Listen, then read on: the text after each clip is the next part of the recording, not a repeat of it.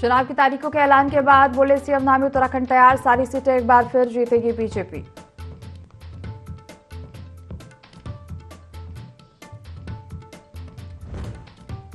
लोकसभा चुनाव का बजा बिल्कुल, प्रत्याशियों को लेकर कांग्रेस में अभी भी चल रहा मंथन, हरिद्वार और नैनीताल सीटों पर फंसा पेच।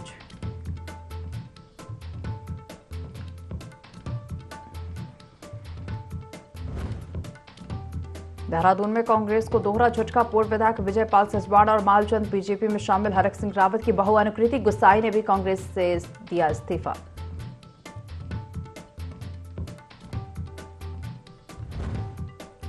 प्रदेश की 5 सीटों पर 19 अप्रैल को होगा मतदान, 83 लाख से ज्यादा मतदाता करेंगे मतदान, 1,45,000 युवा पहली बार देंगे वोट।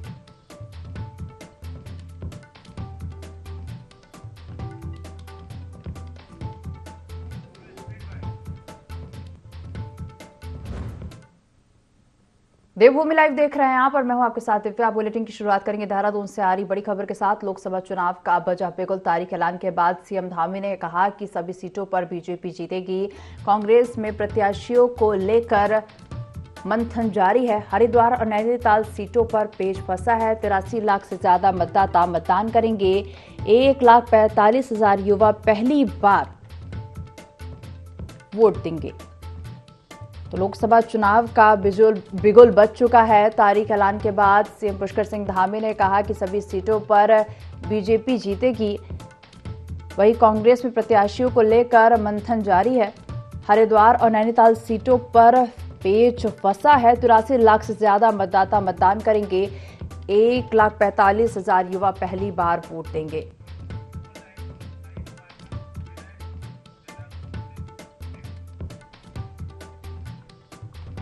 चले खबर पर ज्यादा जानकारी लेंगे, सहयोगी विनय सूद हमारे साथ लाइव जुड़ गए हैं। विनय, चुनाव की तारीखों का ऐलान हो गया है, 19 अप्रैल को मतदान होगा। देखिए, चुनावी बिगुल जो है वो बच चुका है और अब 19 अप्रैल को जो चुनाव होने जा रहा है उत्तराखंड की अगर बात करें तो 5 लोकसभा सीटों पर जो है भाजपा ने प्रत्याशी उतार दिए हैं। साथ ही साथ अब जो देखा जा सकता है कि 3 प्रत्याशी जो है वो कांग्रेस ने भी मैदान में उतार दिए हैं। अभी 2 प्रत्याशी यानी कि पौड़ी और नैनीताल से उतारने जो है अभी कांग्रेस को बाकी है। तो ऐसे में देखा जा सकता है कि लगातार मंथन जो है इस दौरान कांग्रेस का भी चल रहा है। तो अभी यहाँ पर बात की जाए चुनाव की, तो लोकसभा का जो चुनाव होने जा रहा है उसमें 83 लाख से ज्यादा जो मतदाता हैं वो यहाँ पर वोट करने वाले हैं। और साथ ही साथ युवाओं की अगर बात की जाए तो 1 लाख से ज्यादा जो युवा हैं वो पहली बार इस बार जो है उत्तराखंड में वोट करेंगे। तमाम जो तैयारियां हैं इस दौरान की जा रही हैं। और साथ ही आपको ये भी बता दें कि यहाँ पर 11,729 जो यहाँ पर बूथ हैं वो बनाए गए हैं, केंद्र बनाए गए हैं, जिसको लेकर के पूरी तैयारियां इस दौरान की जा रही है। जी विनय, देखा जाए तो 1 महीने का समय अभी लगभग बाकी है चुनाव के लिए, और किस प्रकार की तैयारियां आप राजनीतिक दलों में फिलहाल देख पा रहे हैं? जी बिल्कुल, देखिए ज्यादा समय जो है अब लोकसभा चुनाव को लेकर नहीं रह गया है। तो ऐसे में जो यहाँ पर पार्टियां हैं उनकी तैयारियां जोरों पर है। भाजपा की जो तैयारी है लगातार चल रही है। वहीं कांग्रेस भी जो है जल्द ही 2 प्रत्याशियों के नाम को जो है यहाँ पर जारी कर देगी। तो ऐसे में देखा जा सकता है कि जिस तरह से भाजपा ने 5 प्रत्याशियों के नाम उत्तराखंड में यहाँ पर घोषित किए हैं, जिसमें कि त्रिवेंद्र सिंह रावत की अगर बात करें तो वो हरिद्वार सीट से जो है चुनाव मैदान में है। साथ ही टिहरी से राजलक्ष्मी शाह जो है वो भी मैदान में है। साथ ही यहाँ पर तीरथ सिंह रावत जो कि पूर्व मुख्यमंत्री भी रहे हैं वो भी जो है यहाँ पर चुनावी मैदान में है। इसके साथ ही आपको बता दें कि जो यहाँ पर 2 सीटें और हैं हॉट सीट की अगर बात करें, पौड़ी की बात की जाए तो पौड़ी से जिस तरह से यहाँ पर अनिल बलूनी को चुनावी मैदान में उतारा गया है और कांग्रेस से गणेश गोदियाल को जो है चुनावी मैदान में उतारा गया है। तो ऐसे में कांटे की टक्कर जो है दोनों की देखी जा रही है। दोनों ही जो है ब्राह्मण भी है देखा जाए तो ऐसे में जो तमाम जो यहाँ पर तैयारियां हैं वो लगातार भाजपा और कांग्रेस की चल रही है। तमाम जो दल हैं वो भी इस दौरान तैयारियों में जुटे हुए हैं। जी लोकसभा चुनाव की तारीखों के ऐलान के बाद सीएम पुष्कर सिंह धामी ने पांचों सीट में बीजेपी की जीत का दावा भी किया है विनय।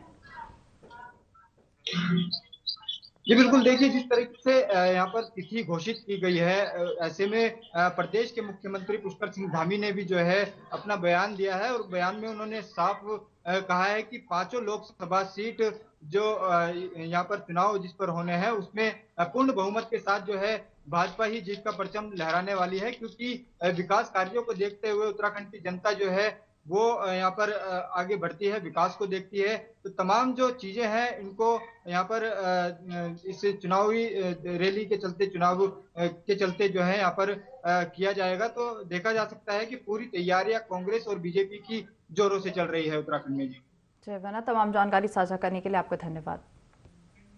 तो चलिए अगली खबर का रुख करेंगे। उत्तराखंड में लोकसभा चुनाव से पहले कांग्रेस को फिर बड़ा झटका लगा। उत्तरकाशी से पूर्व विधायक विजय पाल सचपाड़ और मालचंद ने कांग्रेस छोड़ भाजपा का दामन थामा।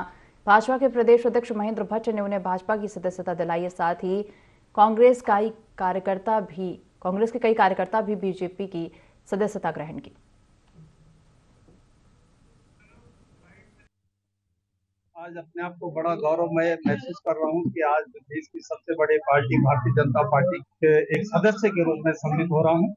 और निश्चित तौर पर पूरे देश में जिस ढंग से माननीय मोदी जी के कुशल नेतृत्व में पूरे देश में एक होड़ जमी है कि भारतीय जनता पार्टी में सम्मिलित होने के लिए वरिष्ठ साथियों का जो सम्मान नहीं किया गया, वरिष्ठ साथियों की जो अपेक्षा हो रही है, इस सबको देखते हुए मैंने आज कांग्रेस पार्टी से अपना इस्तीफा देकर आज भारतीय जनता पार्टी में एक सदस्य के रूप में सम्मिलित हुआ। मैंने 5 चुनाव लड़े हैं, 3 भारतीय जनता पार्टी के सिंबल पे लड़े और एक निर्दलीय लड़े, और गलती से पिछले बार कांग्रेस से लड़े।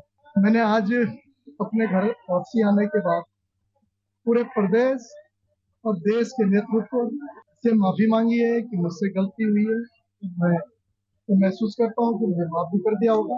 मेरा घर है, गलतियां हो गई, वापस हमारा कुनबा बढ़ता जा रहा है और जैसा पहले दिन से कह रहा हूँ, दूसरे राजनीतिक दलों के अंदर ऐसे लोग जिनके मन में भाव में बात आई है कि देश के विकास के लिए प्रधानमंत्री मोदी जी का समर्थन आवश्यक है, उसका भी धामी जी के विकास कार्यों के लोग प्रभावित हुए, ऐसी बड़ी संख्या में दूसरे दलों के निर्वाचित पूर्व के जनप्रतिनिधि भारतीय जनता पार्टी जुड़ रहे हैं।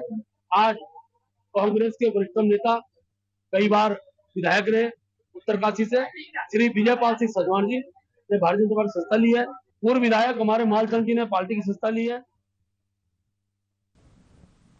लालकुआ के मोती नगर में 50 बेड के अस्पताल का निर्माण कार्य शुरू हो गया। अस्पताल 19 करोड़ रुपए में बनकर तैयार होगा। अस्पताल का निर्माण कार्य फरवरी 2025 तक पूरा होगा। निर्माण एजेंसी ब्रिडकुल के ए मोहम्मद असीम ने निर्माण कार्य का निरीक्षण कर गुणवत्तापूर्ण कार्य करने का निर्देश दिया है।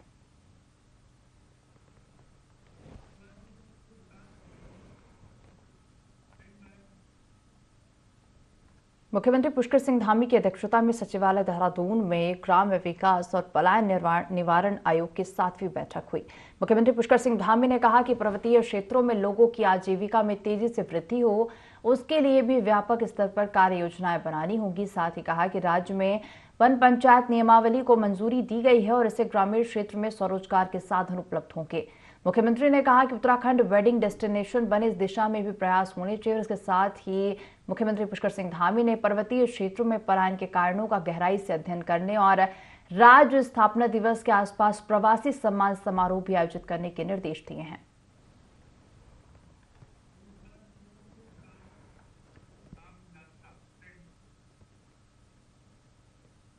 उत्तराखंड को प्रदूषण मुक्त बनाने के लिए 4 धाम यात्रा में भी अब इलेक्ट्रिक वाहनों के प्रयोग और संचालन को बढ़ाने पर ध्यान दिया जाएगा। और इसी के तहत आरटीओ अधिकारी सुनील शर्मा ने बताया कि इस बार इलेक्ट्रिक वाहन चाहे वह कमर्शियल हो या निजी हो, उन्हें 4 धाम आने के लिए प्रोत्साहित किया जा रहा है। और इसके अलावा 4 धाम यात्रा के रूट मार्ग पर 28 इलेक्ट्रिक स्टेशन लगाने की भी व्यवस्था की जा रही है और इसके लिए नोडल एजेंसी GMVN को बनाया गया है। उन्होंने कहा कि चार्जिंग स्टेशन की संपूर्ण जानकारी लोग ऐप के माध्यम से ले सकेंगे। चारधाम यात्रा में एक नई पहल की जा रही है, जिसके अंतर्गत जो इलेक्ट्रिक वाहन है, चाहे वो कमर्शियल हो प्राइवेट हो, उनको चारधाम यात्रा में आने के लिए प्रमोट किया जा रहा है। इसके अंतर्गत पूरे चारधाम यात्रा रूट में हमारे द्वारा 28 चार्जिंग स्टेशंस लगाए जाएंगे और इसके लिए जो नोडल एजेंसी डिसाइड की गई है वो है जीएमवीएन के माध्यम से रुड़की, हरिद्वार, ऋषिकेश, देहरादून, टिहरी, उत्तरकाशी, चमोली, श्रीनगर और रुद्रप्रयाग, यहाँ पर 30 से 35 किलोमीटर के दायरे में हमारे चार्जिंग स्टेशन लगे होंगे और इन चार्जिंग स्टेशन की जो सुविधा होगी वो ऐप के माध्यम से दी जाएगी। उत्तराखंड में अंतर्राष्ट्रीय महिला दिवस के अवसर पर कई कार्यक्रम आयोजित किए जा रहे हैं। सरफीना ट्रस्ट ने अंतर्राष्ट्रीय महिला दिवस पर महिला को प्रोत्साहित करने के लिए कार्यक्रम का आयोजन किया और इस दौरान सरफीना ट्रस्ट की असिस्टेंट डायरेक्टर दीपा का कहना है कि ट्रस्ट द्वारा महिलाओं को प्रोत्साहित किया जा रहा है और सरकार की योजनाएं भी उन तक पहुंचाई जा रही हैं। सरफीना ट्रस्ट 2 राज्यों में काम करता है जिसमें देहरादून और उत्तर प्रदेश शामिल हैं। देहरादून में सरकार और CWC कमेटी के साथ भिक्षावृत्ति बच्चों के साथ काम किया जाता है और बच्चों की पढ़ाई पर भी विशेष ध्यान दिया जाता है।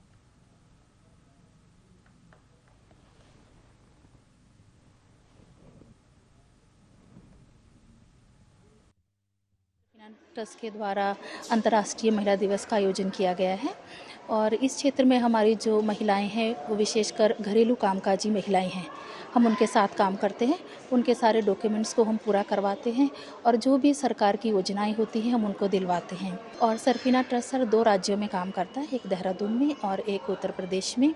देहरादून में हम सरकार के साथ CWC कमेटी के साथ हम भिक्षावृत्ति बच्चों के साथ काम करते हैं और हमारा खुला गृह आश्रय है, वहाँ बच्चों को सुबह लाया जाता है, उनकी देखरेख की जाती है, पढ़ाई करवाई जाती है और शाम को उन्हें सुरक्षित उनके जगहों पर पहुँचाया जाता है। वैसे भी हम कौशल विकास योजना के अंतर्गत हम बालिकाओं को टेलरिंग की, ब्यूटिशियन की और कंप्यूटर की शिक्षा भी देते हैं और उन्हें आजीविका से जोड़ते हैं। खबरों में आगे बढ़ेंगे। जनरल विपिन रावत भारत के पहले रक्षा प्रमुख थे। उन्होंने 1 जनवरी 2020 को रक्षा प्रमुख का पदभार संभाला था। वहीं जनरल विपिन रावत के जन्मदिवस पर कैबिनेट मंत्री गणेश जोशी और पूर्व सैनिकों ने विपिन रावत की प्रतिमा पर माल्यार्पण कर उन्हें भावभीनी श्रद्धांजलि अर्पित की। गणेश जोशी ने कहा कि CDS विपिन रावत का परिवार एक सैनिक परिवार रहा है। विपिन रावत द्वारा उत्तराखंड के युवाओं के लिए अनेकों काम किए गए हैं जिसमें उत्तराखंड के लोगों की लंबाई काफी कम होती है।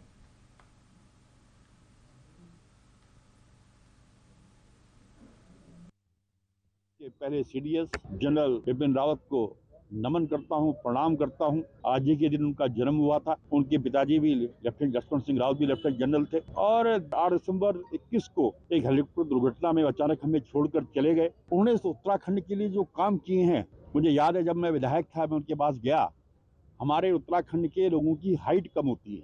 आज जो भर्ती में 5 सेंटीमीटर की छूट मिलती है उसको दिया है तो जनरल विपिन रावत ने दिया है। मैं उनको नमन करता हूं, प्रणाम करता हूं। आज हमारे जवानों को भर्ती में दिक्कत नहीं आ रही है। आज हमारे जो 2 बॉर्डर्स जो ब्रिगेड हैं बॉर्डर के, एक पिथौरागढ़ का और एक जोशीमठ का, हमारे गाँव को संवारने के लिए सेना के माध्यम से व्यवस्था हो रही है। ये काम भी जनरल विपिन रावत ने कहा है और उन्होंने और कई प्लानिंग मेरी उनके साथ मिलकर हुई थी और अचानक हमारे छोड़ के चले गए। उनकी जयंती है, आज हम पूरे सम्मान के साथ उनको उनकी जयंती मनाने यहाँ पर आए हैं। देहरादून में पुराने कॉमर्शियल डीजल वाहन को स्क्रैप कराने और नए वाहन की खरीद पर 50% सब्सिडी दी जाएगी। RTO सुनील शर्मा ने बताया कि शहर को प्रदूषण मुक्त बनाने की दिशा में केंद्र और राज्य सरकार ने यह महत्वपूर्ण फैसला लिया है। उन्होंने बताया कि इस पॉलिसी का मकसद लोगों को आरामदायक अच्छे वाहन की पब्लिक ट्रांसपोर्ट सेवा उपलब्ध कराना है। उन्होंने कहा कि शहर में संचालित हो रही पुरानी सिटी बसों और विक्रमों को चरणबद्ध तरीके से हटाकर बदले में क्लीन फ्यूल बेस्ड गाड़ियों की दिशा में काम किया जा रहा।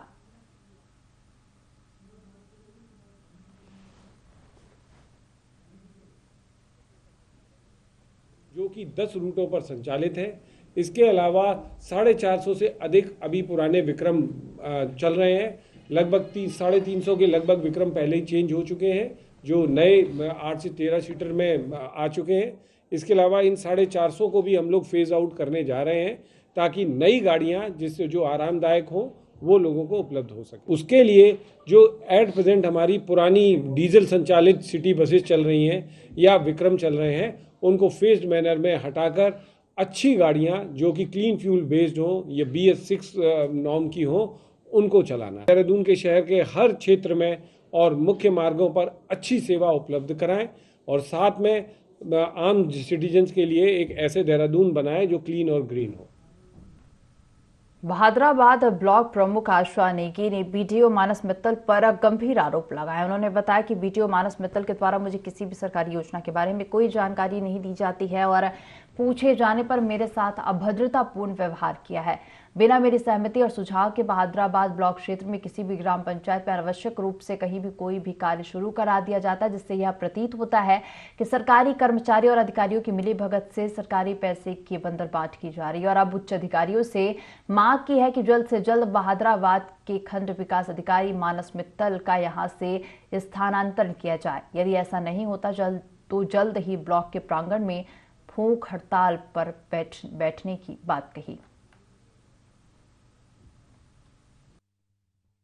कार्य आया था हमारे संज्ञान में, जिसमें यह था कि पिछले साल भी वहाँ पर पानी काफ़ी ज़्यादा भर गया होगा गांव में, नाला को क्रॉस करके। तो उसमें ग्राम विकास अधिकारी द्वारा जांच करवाई गई। उसमें उनके द्वारा बताया गया कि ये वास्तव में एक जेन्युइन समस्या है, इसको नाले को सही करवाना अति आवश्यक है, जिससे कि इस बरसात में उस तरह की स्थिति उत्पन्न ना हो। उसको देखते हुए उस कार्य को स्वीकृति दिया गया, जिसपे थोड़ा मैडम का आपत्ति था कि इसको हम क्यों करवा रहे हैं। उसमें उनको अनुरोध किया गया और बताया भी गया कि ये क्योंकि वास्तव में पिछले साल भी समस्या थी और इस समस्या का समाधान के हेतु इस कार्य को स्वीकृत किया गया है। मुझे यहाँ पर कोई भी जानकारी नहीं दी जाती है, चाहे कोई भी योजनाएं आए वीडियो द्वारा कोई जानकारी नहीं दी जाती है। कोई जानकारी आई श्यामा प्रसाद जी की मुखर्जी से योजनाएं आई थी, उनका पैसा भी आया था और आपदा से भी आया था। SCP पूछा भी मैंने, उन्होंने लिखित में दिया मैंने, फिर उन्होंने मुझे कुछ नहीं बताया। कहते हैं कि वो पिछले वित्त का पैसा है, ये हुआ है, तुम्हारा कुछ नहीं है इसमें, आप अपना देखिए, हम अपना खुद ही। प्रधानमंत्री नरेंद्र मोदी द्वारा चलाई जा रही योजनाओं का लाभ आम लोगों तक मिल रहा है और इसी को लेकर भाजपा युवा मोर्चा के राष्ट्रीय उपाध्यक्ष नेहा जोशी ने लाभार्थियों के साथ मुलाकात की और केंद्र सरकार द्वारा चलाई जा रही योजनाओं के बारे में जानकारी ली। और इस दौरान भाजपा के दर्जनों कार्यकर्ताओं ने शिव कॉलोनी में मोदी सरकार द्वारा अन्य योजनाओं की जानकारी भी दी। माल रोड स्थित पटरी व्यापारियों के साथ भी मुलाकात की, योजनाओं से मिल रहे लाभ के बारे में जानकारी जुटाई।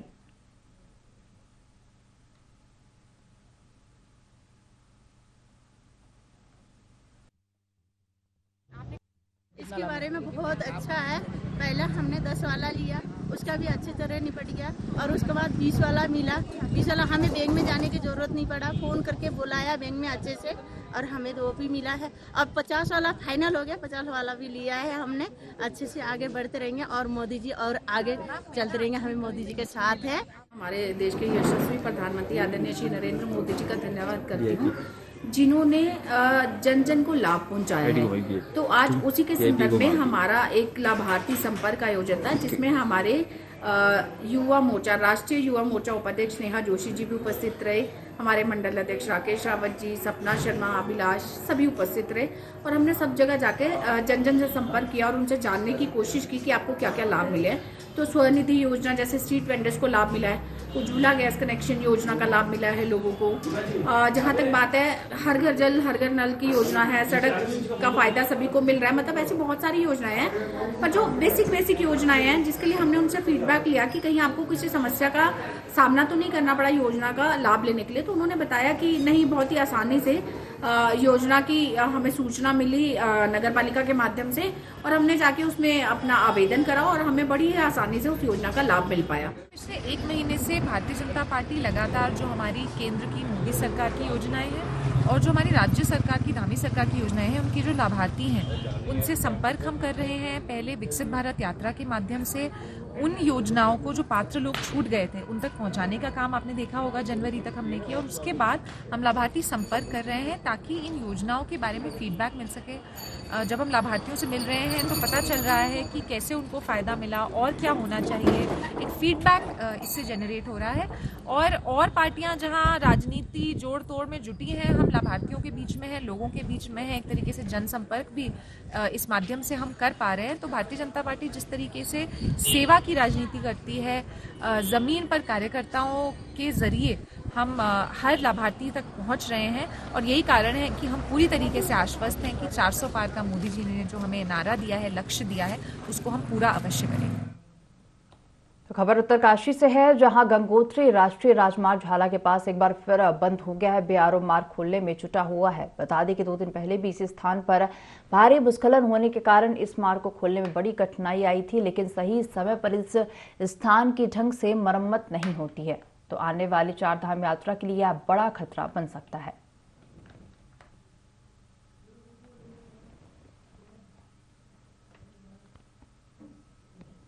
एसएसपी प्रमेंद्र डोभाल ने पुलिस लाइन कैंपस का वार्षिक निरीक्षण कर अधिकारियों को जरूरी निर्देश दिए और हेलमेट और बॉडी प्रोटेक्टर थाने कोतवाली को आवंटित कराने की बात कही। एसएसपी प्रमेंद्र डोभाल ने पुलिस कर्मियों की सलामी गारद का निरीक्षण किया और इसके बाद टर्न आउट और शस्त्र ड्रिल बेहतर होने पर पुलिस कर्मियों की पीठ थपथपाकर इनाम देने की घोषणा की।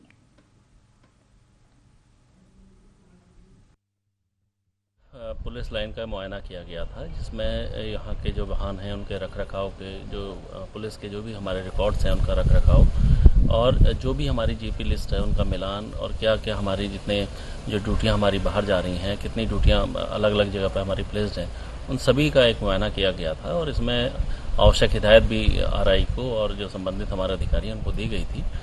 इसमें पुलिस का जो वेलफेयर है उस पर ध्यान देने के साथ साथ जितना हमारे संसाधन है उनका मैक्सिमम उपयोग करने का, इसके लिए हम लोग लगातार प्रयास भी कर रहे हैं और इसके लिए हिदायत भी। डोईवाला के किसान जहां एक सप्ताह पहले हुई बेमौसम बरसात और ओलावृष्टि की वजह से भारी नुकसान झेल चुके और इसके बाद अब जंगली हाथियों ने एक बार फिर से किसानों की फसलों को बर्बाद कर दिया। राजाजी नेशनल पार्क और लच्छीवाला रेंज से सटे बुल्लावाला गांव के आबादी इलाके में जंगली हाथियों की आवाजाही लगातार जारी है। देर रात भी हाथियों के झुंड ने किसानों की गन्ने और गेहूं की फसल को तहस नहस कर दिया और जिसकी वजह से किसानों में भारी आक्रोश है।